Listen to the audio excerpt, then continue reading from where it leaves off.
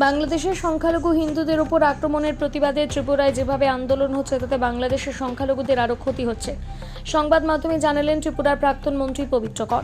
আগরতলায় কৃষক ভবনে আহত এক সাংবাদিক সম্মেলনে সংবাদ মাধ্যমের মুখোমুখি হয়ে ত্রিপুরার প্রধানমন্ত্রী তথা সারা ভারত কৃষক সভার রাজ্য সম্পাদক পবিত্র কর বলেন, বাংলাদেশের সংখ্যালঘু হিন্দুদের রক্ষা করার জন্য ত্রিপুরায় যেভাবে আন্দোলন চলছে তাতে বাংলাদেশের সংখ্যালঘু হিন্দুদের আরও ক্ষতি হচ্ছে।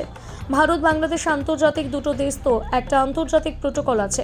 বাংলাদেশিরা ভারতের জাতীয় পতাকা নষ্ট করছে, রাষ্ট্রীয়ভাবে তার প্রতিবাদ করা হবে, কিন্তু বাংলাদেশের জাতীয় পতাকাকে পুড়িয়ে প্রতিবাদ করাটা ঠিক হয়নি। ত্রিপুরা সরকার পরিচালনার ক্ষেত্রে পুরোপুরি ব্যর্থ বিজেপি সরকার বলে জানালেন প্রাক্তন মন্ত্রী পবিত্র কর। তিনি আরও বলেন, ত্রিপুরার ভয়াবহ বন্যায় ক্ষতিগ্রস্ত কৃষক চাষী উৎপাদকদের প্রকৃত ক্ষতিপূরণ দেওয়া হয়নি, যা দেওয়া হয়েছে তা যৎসামান্য।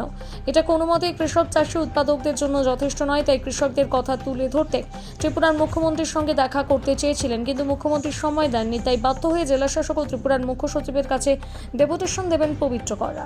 সংখ্যালঘুদের রক্ষা করার জন্য আমরা যে কায়দায় আন্দোলন করছি ত্রিপুরায়, বিশেষ করে শাসক দল, এটা ওইখানে সংখ্যালঘুদের আরো ক্ষতি করছে।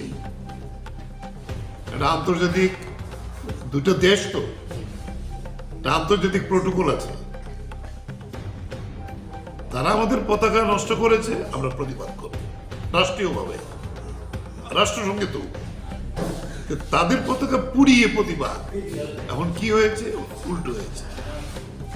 ফলে আমরা তার নিন্দা করি। বর্তমান যে সরকার এসেছে, এই সরকার সম্পূর্ণ ব্যর্থ সরকার পরিচালনায়। সেখানে সংখ্যালঘু শুধু না, সাধারণ মানুষ, আমরা খবর নিয়ে দেখেছি আলুর কেজি 300 টাকা, পেঁয়াজ পাওয়া যায় না, নাভিশ্বাস উঠছে মানুষের। সংখ্যালঘুদের সম্পত্তি হচ্ছে, সেই জায়গায় দাঁড়িয়ে এই প্রতিবাদ বাংলাদেশেও হচ্ছে, আমরা দেখছি। এটা ভালো দিক, তবে আমরাও তার প্রতিবাদ করব, কিন্তু সেটা আন্তর্জাতিক আইন মেনে করব। বিগ নিউজ, সবার আগে সবার সাথে।